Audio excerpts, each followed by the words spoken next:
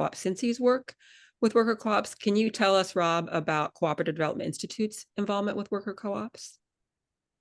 Yeah, so the connection is we Cooperative Development Institute is the USDA designated Cooperative Business Development Center for the Northeast.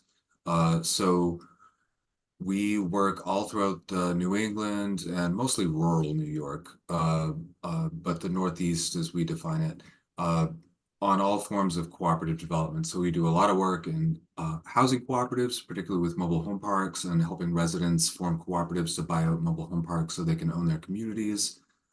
We do a lot of work with startups and existing cooperatives in terms of business feasibility, a lot of practical business development, cooperative business development services.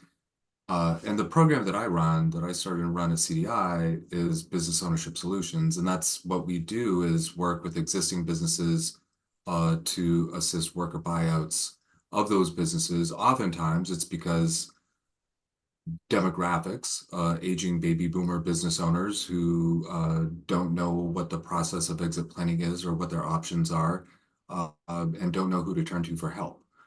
So we can step into that breach and offer a solution that is really well tuned to small businesses, rural businesses in particular, or businesses in more underserved communities where there are less or fewer buyers of businesses. There are buyers of businesses out there. There are family transitions that succeed, but they're not nearly as prevalent as a lot of business owners seem to think. So the ability to step into this moment and offer this pathway, a lot of business owners are really attracted to it. So Business Ownership Solutions is a program devoted to working with existing businesses on transitions to worker cooperatives. Hey, and your work has been so exciting and successful. I mean, there's so many examples of worker buyouts. I don't know if you could tell us about one that you especially are proud of, but I am a huge admirer. Oh, thanks.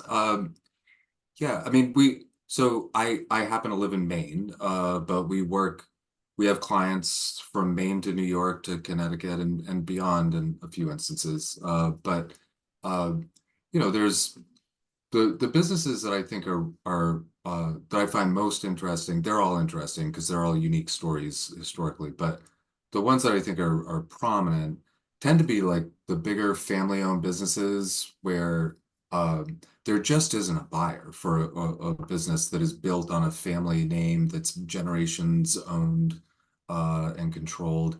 And so those are the ones that I think are really interesting. So for example, in upstate New York, there is Ward Lumber Worker Cooperative, which is, a lumber and building materials dealer. They're a big lumber yard, and they've got multiple sites in different towns. And they're a valuable company, but they're a fourth generation company. And with no fifth generation for that company to go to, and not really a market to sell that company to, except a much larger lumber and building materials dealer or private equity. And that was a path, that was a future for the company that the previous owners absolutely did not want to happen, because they knew what that means if that happens to a business. So, now What does there's that mean, Rob, when that what's happens? that? What does that mean when that happens to a business? Well, it inevitably means probably fewer services. It absolutely always means fewer jobs. And less local control and less local impact. So a business that is really rooted in a smaller number of communities, that is considered a large employer in those communities, that really gives back to those communities and provides good living wage jobs with benefits, that's not going to continue. Mostly if a large competitor buys them, and it's absolutely not going to continue if private equity buys them. And there's private equity firms that nationally are dedicated to buying lumber and building materials businesses. Like, it's a strategy. So that was the outcome that they were absolutely insistent was not going to happen. So now there's 60 some odd employees who own those businesses, and they are profitable businesses, and the ownership has changed their lives. It has provided down payments for homes. It has like put roofs on homes where before they couldn't afford to replace a roof. I mean, the real lives have been changed in an instance like that. And when you change individual workers' lives, you change their families' lives, you change the trajectory of their family, and you change the communities that those families live in. Wow, that's very powerful, moving story. Thank you for sharing that. I did want to ask from each of you actually is, how did you become involved with co-ops, specifically worker-owned co-ops? And Kristen, I'd like, just because we haven't heard from you in a little while, can you tell us a little bit about that? Yeah. So I used to work at the Intercommunity Justice and Peace Center.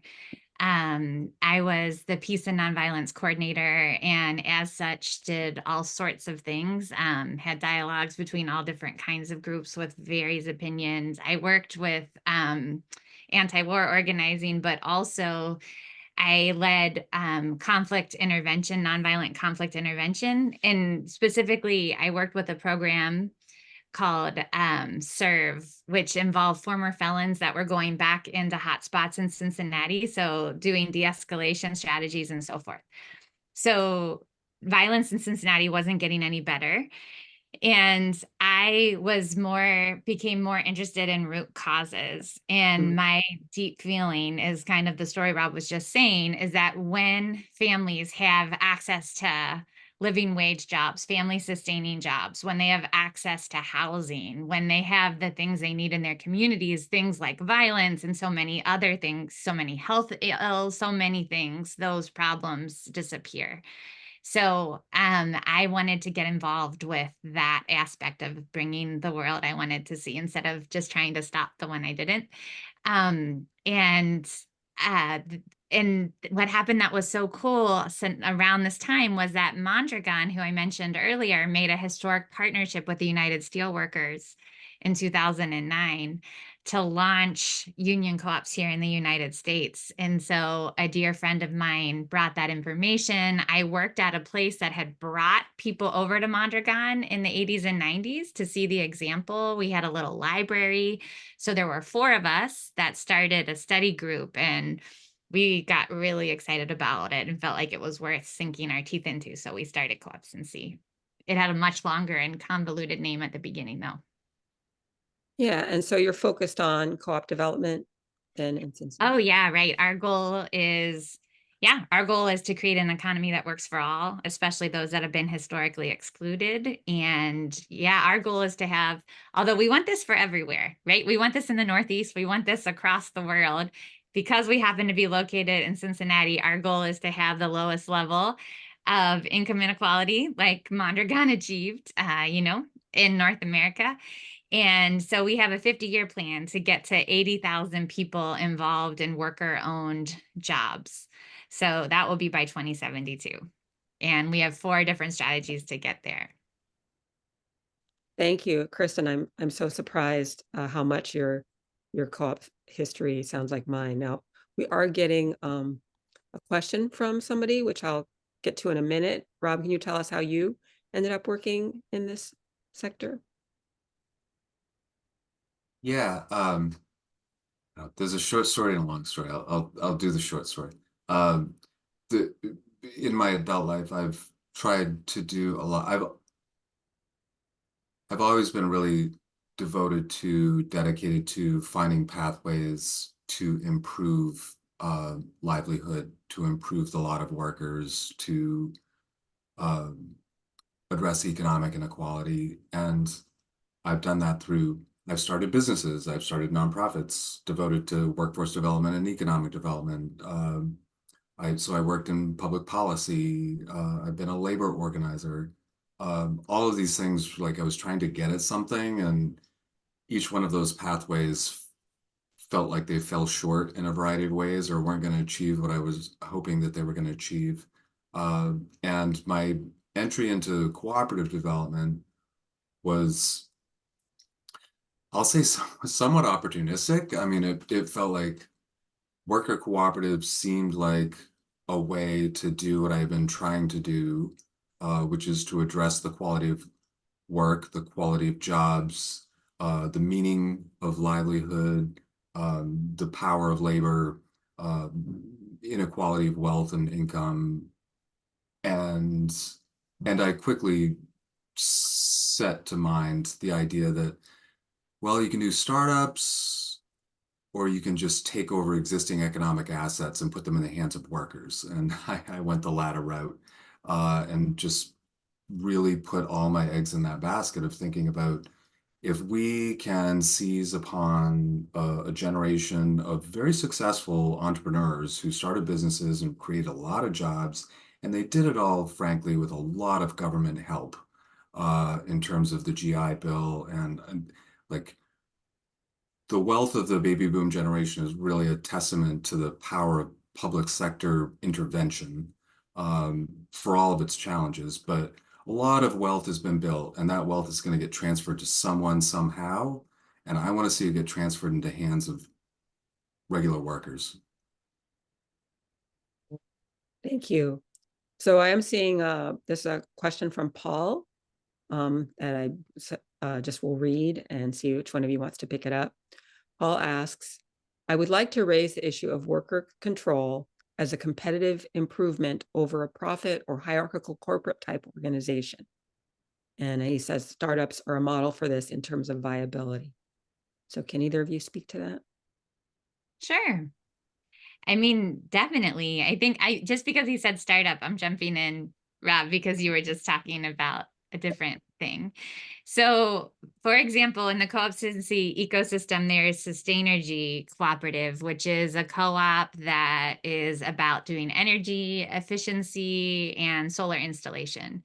And it was a startup. And when we talk about worker control leading to a lot more power, possibilities, efficiency, productivity, it's a great example, because energy insulation, well, doing that in residential, we have a lot of data in Cincinnati about what people are being paid, how much they're able to get done on their jobs. And Sustainergy pays much more than the other insulators, but their level of productivity is so much higher. Their level of keeping retention and so forth is so much higher. And it is because it's tapping into the collective wisdom of everyone.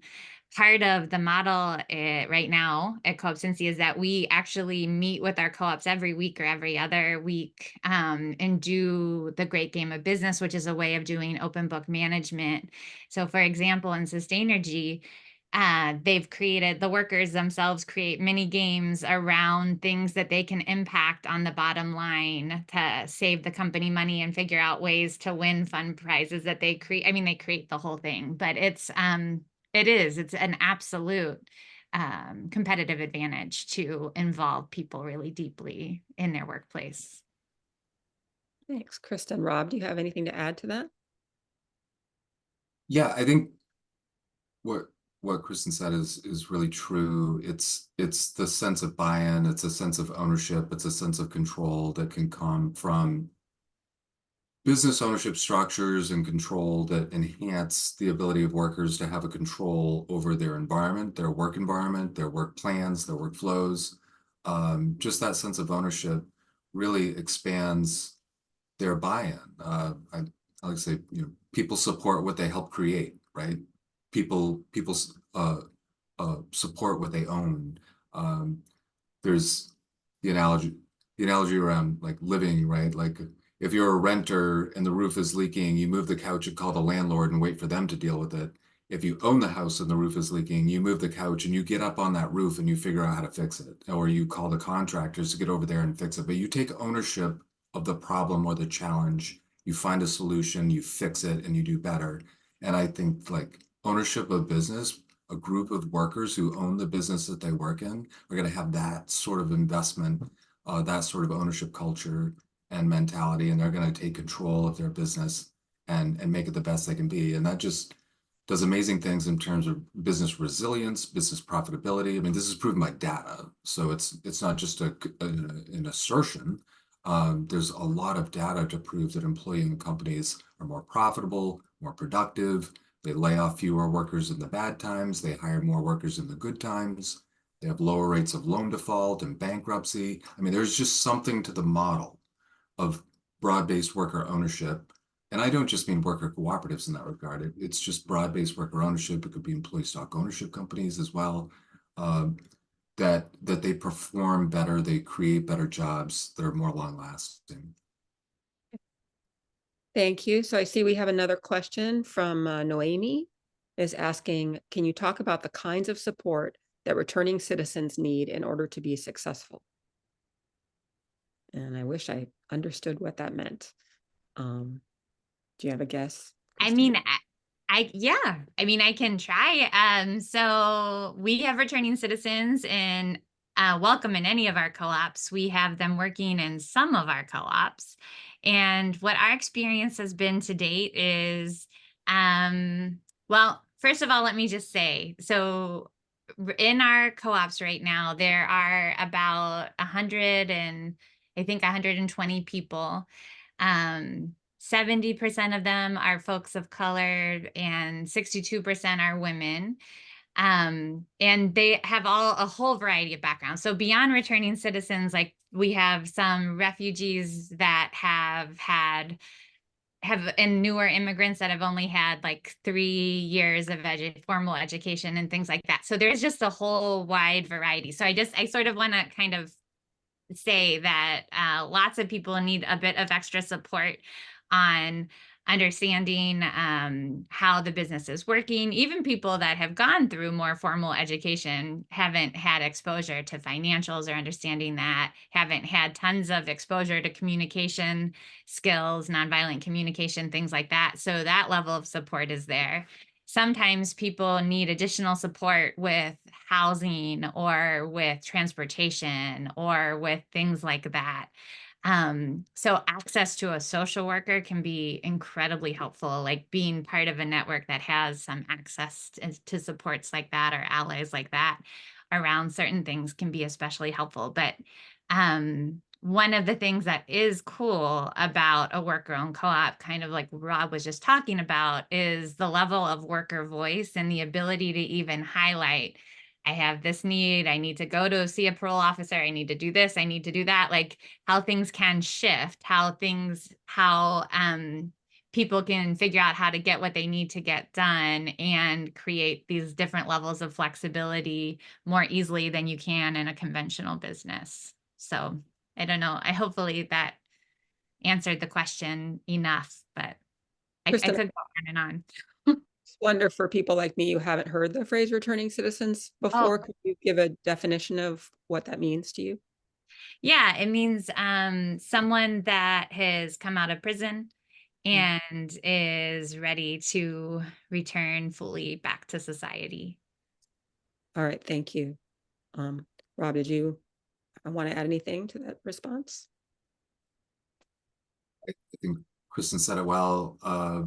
The only thing I would say is like business ownership is like overly mystified. Like the vast majority of successful business owners don't have MBAs. They have no formal educational training in owning a business. They just figured it out. And I believe any worker can also figure it out, no matter where they came from. They just need the right supports. Thanks. So I do have another follow-up question. That what do you think needs to happen to make worker-owned co-ops more widespread in the US? Whoever wants to answer. I can start. I'll start by giving an example of what we're doing in the Northeast. 'Cause I'm pretty excited about it. We have there are a variety of organizations throughout the Northeast who are devoted to employee ownership broadly, like ESOP groups, worker cooperative development groups, some state-based, some very local, some working throughout the Northeast like CDI. And we've managed to pull everybody together to be more of a partnership. We all do different things. We all have our different organizations. We're all different strategies, different ways of doing things, but we're all doing basically the same thing. And if you squint, we're not really doing it all that differently.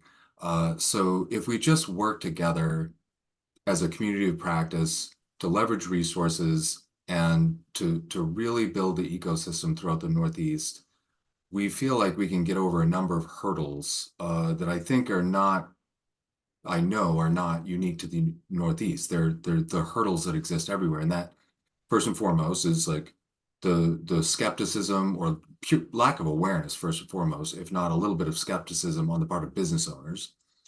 So we need to educate business owners, and it can't just be us doing it.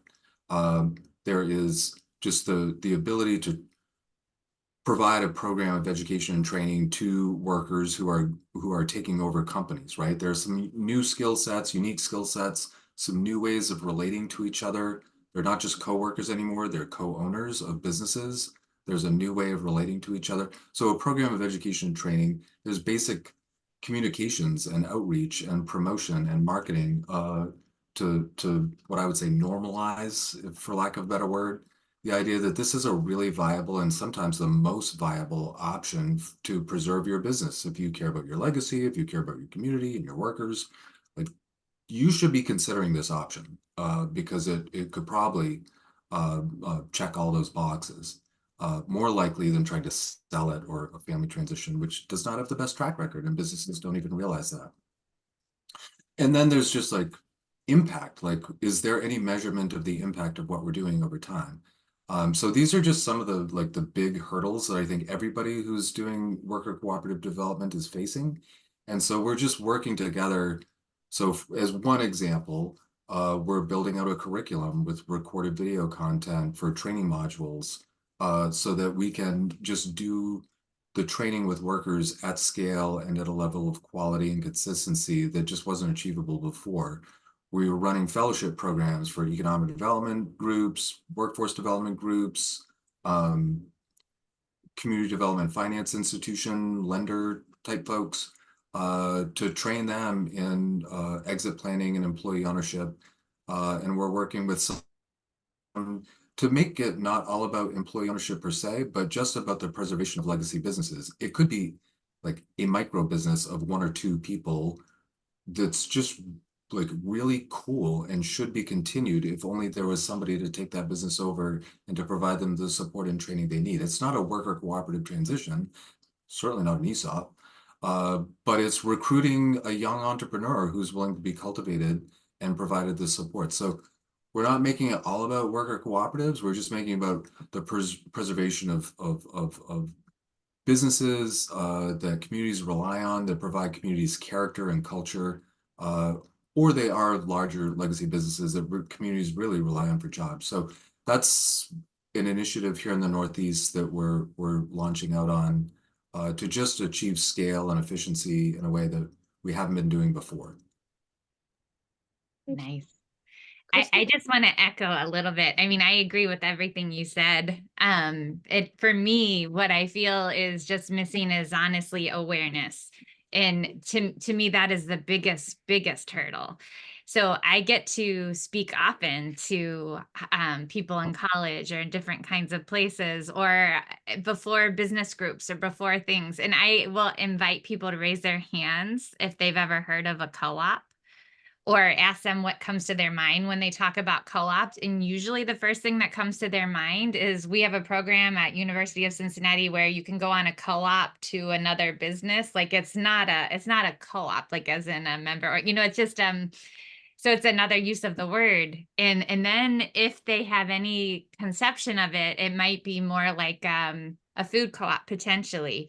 But there's just largely very, very little awareness, even though the cooperative movement as a whole in the United States is really large. I mean, so if we just look beyond the worker owned part is very small, yes. But I mean, 50,000 cooperatives in the United States, and we've got 110 million members of credit unions, and 75% of our country was electrified by rural electrics, and 42 million people receive their electricity that way. This is like pretty core to our history and who we are and so forth, like people coming together. People have heard of Ocean Spray, they've heard of Land of Lakes, they've heard of Ace Hardware, but they don't know that they're co-ops. And to me, in terms of mainstreaming and getting it there, it's like helping us recognize that we actually live in a world of co-ops and that our that our mind, I think, because we've just heard this rugged individualism, this bootstrap kind of thing so much. And of course, there's some benefit to this part of the story. That's part of the story. But another part of our story is this cooperative piece. And I think it hasn't been highlighted. It's not highlighted in schools at this moment. Something that gives me excitement is the fact that the Department of Labor has a new program on promotion of employee ownership, a whole new department, a whole new division who's going to be focusing on marketing to help get the word out. But I think this is one of the most critical things, helping people understand there's this history. This is a mainstream kind of thing. And I mean, ESOPs and employee stock ownership plans are more known, and there's 12 million people that work in those, which is a positive for sure. So I definitely totally agree with Rob in terms of combining forces and working at all different levels. In Ohio, we have something called Ohio Owner Network that involves all the cooperative and ESOP developers in our state. And I definitely think we're always more powerful together. So certainly that, but we've got to, like, I always, every time I speak, I'm like, shout it from the rooftops, because I think for now, I think the biggest problem with the fact that 2/3 of our privately owned businesses being owned by baby boomers is, to me, the biggest problem. Rob was talking about the transfer of wealth that is happening, but at a time of transition before, 80% of businesses have just closed. They didn't have a succession plan. They didn't have something. So it's like that wealth just evaporates. And we definitely don't want that to happen. But lots of people don't think that workers might have they don't even consider, they don't know about the worker-owned co-op. They don't know that workers might have support, like some technical assistance, might have access to funds that could buy them out. I think the more we can just let that message to get out there, the better for our world, because it could be an unbelievable opportunity to move towards a much more thriving society. Right. Well, thank you both. I think a big question to ask for me at this point is, how can we learn more and support your efforts? What can folks who are watching this video, for example, do? Rob, do you want to start it off, since you're in the Sure, Northeast, sure. where most of the people are probably from? Yeah, I don't know. Are most of the folks from the Northeast watching? Um, for those really interested in what's going on, what I was describing before about what's going on in the Northeast, I think a good representation of it is the website we produced, ownershiptransition.org. It's just ownershiptransition.org, all one word. Check that out. It's the Northeast Transition Initiative. It is a group of organizations who are devoted to exit planning and employee ownership throughout the Northeast, who are working together and have 5 core strategies for dramatically expanding awareness and uptake of transitions of existing businesses to employee ownership. I think there are a lot of other resources that I could recommend. There's becomingemployeeowned.org is a great website that has all sorts. You can sort by state, you can sort by business sector, and see examples of companies that have transitioned to employee ownership, particularly worker cooperatives. That's becomingemployeeowned.org. And there are a lot of resources. I think through those resources, you can find lots of other resources. There's, depending on what state you're in, there's also, I don't know their website, but the Employee Ownership Expansion Network is a web, and I don't know the exact URL, but it's, if you Google Employee Ownership Expansion Network, that's a website that has sort of like a trade association almost of state and regional employee ownership centers. So these are groups that are dedicated to promoting and providing services around employee ownership in a particular state or a particular region. That's another good place to look at what's going on. Maybe if you're looking to see what's going on near you, that's a place to start. So those are just a few. Mm-hmm. Yeah, I mean, so in addition to that, so if you are looking, so I think it depends on how you want to get involved. So what I was just saying is please shout out, the fact that worker-owned cooperatives are available. And I want to make a little point about that to make it a little bit clearer. Because in addition to people not knowing that workers may have funds that they can tap into to buy out companies and access to technical assistance, they also may not be aware, like they may not be aware of the worker co-op as that being an entity at all. Because if they're aware of ESOP, so that employee stock ownership plan we've talked about sometimes, that can be a really exciting vehicle. And that kind of vehicle, though, only works like when you have more than $5 million in revenue. And, you have to have quite a few employees probably. And so most of the small businesses have 20 or less employees and may not have revenues that high. So they may just feel like, oh, I can't do that. I don't have any family to sell to. I don't. So I think actually just getting this message out to whoever, like just think about in your social circle, do I know anyone when I go to various parts of my day, to my mechanic, to whoever I'm going, to the grocery store, to the hardware store, to all these different places, like, what's their transition plan? Who's in my circle? Could I mention that this is out there? And then there's all these resources Rob mentioned, but there's stuff happening across the whole United States, and there's lots of great resources. If you want to understand co-ops themselves a little better, the Democracy at Work Institute, DOWI, is a phenomenon. It has just every kind of level of interest. You can go super, super deep on their website. If you want to understand more about employee stock ownership plans, the National Center for Employee Ownership is a phenomenal resource. Um, if you want to get more involved with Co-op Cincy or with CDI, I think if that was a question, we could speak to that a little bit more. I'll tell you everything about CDI.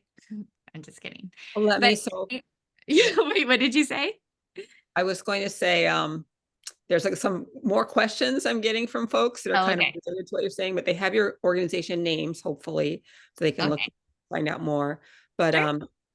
Katie had put in a couple questions. What are your, I'm going to ask both of hers and you can answer whichever. What are your funding sources? And secondly, I work at a food co-op that's member owned, but not worker owned. Do you have any stories about a food co-op transitioning to worker ownership? That's so I can start. Our funding, it shifts a bit. We get, as I think I said at the outset, we get some substantial amount of funding from the U.S. Department of Agriculture, maybe a third of our budget. These are rough. Third of our budget or so comes from USDA. Our program specifically, it's fee for service. I mean, we charge for what we do. We can, because we're a nonprofit and because we have a variety of public sector and philanthropic funding sources, we can subsidize the work we do for companies, depending on their region, their demography, their, a variety of geographic and demographic factors. If they're in Massachusetts, we have funding from the state of Massachusetts to provide a lot more services, for example. If they're in a rural region, we have USDA funding to subsidize some of the work we can do for them. But for the work that we do in our program specifically, not CDI wide, most of it is fee for service. These are businesses. They're, they can afford services, and so we can charge those businesses for the services we provide, and in order to help the workers in those businesses take them over and thrive into the future. That was the funding. There was a second part of that question, I That thought. was about food co-ops. I work in the food co-op Oh, sector and food co-ops. actually never heard of a food co-op that's consumer/member owned going to worker owned, but I do know that there are multi-stakeholder Yeah. co-op models out there that are both worker owned and consumer owned. But that was the question. I don't know if either of you know of one that switched from member owned to worker ownership. I don't know of one that switched. I know of, yeah. So like you were saying, Gem City Market just up the road from us that was in the video. They are multi-stakeholder, so worker and community owned. Weaver Street, worker and community owned. There's others, Central but Co in Seattle and Durham Co-op in Durham, North Carolina are two other multi-stakeholder co-ops. I am not, I also am not, I cannot think, at least at present, of any that have made that cool switch. That's a great idea, though. I say go. Well, and I think it comes down to this last question, which to me, I think has to do with capital. And Noemi's asked, how much is availability of capital a bottleneck for launching a worker co-op? Well, this is something I wanted to talk about. I think I didn't answer the question about how we're funded, but for us, it's principally grants. Although we have some technical assistance too, we do support the launch of new co-ops. And so that's one of the things we do. And we have a co-op U manual that kind of helps facilitate that, and a co-op U thing. And so there's some technical assistance funds connected to those sorts of programs and some grants. Because we have one through the Department of Health and Human Services that focuses on refugees and agriculture. So there's that. But what I want to say, and then we have some donations, but again, it's mostly we have a very exciting Department of Labor grant, which is very new to us, but we're really excited about it and what it offers. But to answer your question about funding, right now, I don't view funding as the main obstacle. So Co-op Cincy is part of the Seed Commons, which is a financial cooperative that currently has a $62 million fund. And there are about 30 peers across the United States that are part of that can access that. So to date, I think we've brought $4.5 million into our cooperative network through the Seed Commons. There are other ones. There are there's not tons of cooperative funds out there, but there are quite a number of them, and all kinds of groups who are really interested in putting funds, and depending on if it's and there's a lot of money for ESOPs through more traditional banking structures. But I do not see that as the main. I don't see that as the main bottleneck. I see the bottleneck as getting the word out and letting people know that this is possible. But what do you see, Rob? How do you experience it? Yeah, I don't think capital's not the bottleneck. And I acknowledge here in the Northeast, we have the blessing of Cooperative Fund of the Northeast, which essentially has the same footprint as Cooperative Development Institute. The two organizations, CFNE and CDI, work very closely together they're part of this network of Northeast groups who are really trying to think through the merging of capital and technical assistance, so it isn't viewed as two silos, like we develop, you finance, but it's really integrated. So we're thinking that through right now. So granted, we do have the benefit of a large and long established community development finance institution called Cooperative Fund of the Northeast. That said, and I will say we're also working to recruit and partner with and train up other CDFIs throughout the Northeast to become lending partners, because that's what lenders love to do. They love to participate in each other's loans and diversify their risks. So we're really building that capital pool by providing a program of training with other CDFIs. But again, that's just like looking into the future. So we're always ahead of the curve. Capital is not a roadblock right now. It's really the awareness and the ability to fund good quality technical assistance and the ability to reach workers at scale and business owners at scale. It's really more, if you're going to refer to it as a pipeline, as like the pipeline of potential businesses, it's really like at the front end of the pipeline is where is the primary hurdle to do this work. And that's essentially getting the word out so people know it's an option and are Yeah. considering it. Yeah. So it's getting the word out, and it's also, I mean, just quickly, I also just want to stress like the ability to be non-ideological or like this isn't an agenda, like a political agenda around this, right? It's business. It's good business. Like it's good business. that does well by workers. And I've worked with business owners that are as far left and like they're like the social justice, environmental justice is the mission. It's front page on their website. I've worked with business owners who think this is the greatest thing that they could possibly do because they're gonna show they're gonna give their workers an opportunity to learn how to think like capitalists, and they're like as far right as you can get. And I can work just as fine with all of them. Because at the end of the day, we're just talking about a business and their workers' ability to run that business with the right supports and to profit from the ownership of that business. And if as long as we can agree on that, I don't care what your other political leanings are, and we can all get along well. All right. Well, we just have a couple more minutes, and I wonder if either of you have some closing words that you would like to say to folks who might be listening in to this video. Kristen? I guess closing words, it sounds very profound. I don't know that these are going to be profound, but I think because the word profound came into my mind, I think I'm just going to tell you about a book I've been reading called Active Hope by Joanna Macy and Chris Johnstone. And it's saying how to approach the mess our world is in with surprising creative resilience and power, something like that. I don't know, I got it right, but it for me has been this really exciting kind of thing that has helped me kind of anchor a little bit more and recognize how powerful our combined and contributed efforts are. Like if this is about looking kind of, eyes wide open at everything, which means, of course, the horror as well as the extraordinary beauty of the world, the extraordinary, beautiful trees, the incredible connections and family and all that we're grateful for.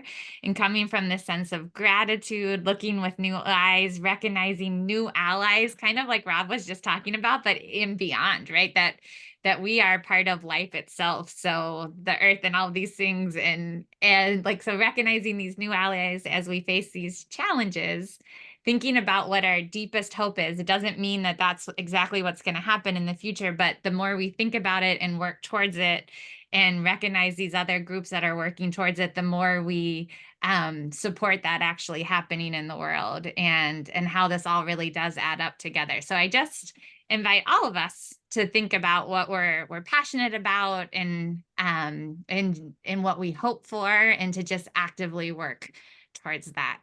So thanks for listening. Thank you, Kristen. Rob, any closing comments? I'll just throw out one of my favorite sayings: if you don't know where you're going, any road will do. And I would encourage everybody to have some vision around the world we want to live in and to do something to move us in that direction, to walk that path. And, CDI, Co-op Cincy, we're nonprofits. If you have resources, you can invest in our ability to do this work. You can invest in CDFIs like Cooperative Fund of the Northeast and others who can put your money to use, funding buyouts of companies by workers. Like there are practical things that we can each do in our own ways, whether through our resources, through our time, and like sitting back and wishing for the world to be better is not gonna accomplish it. You got to do something. You got to step into it. You got to invest your time, your resources, your energy. And I would encourage everybody to find ways to do that are practical and tangible, and do something to make workers' lives better in this country. Well, thank you so much. Dee, welcome back. Hi, thank you. That was incredible.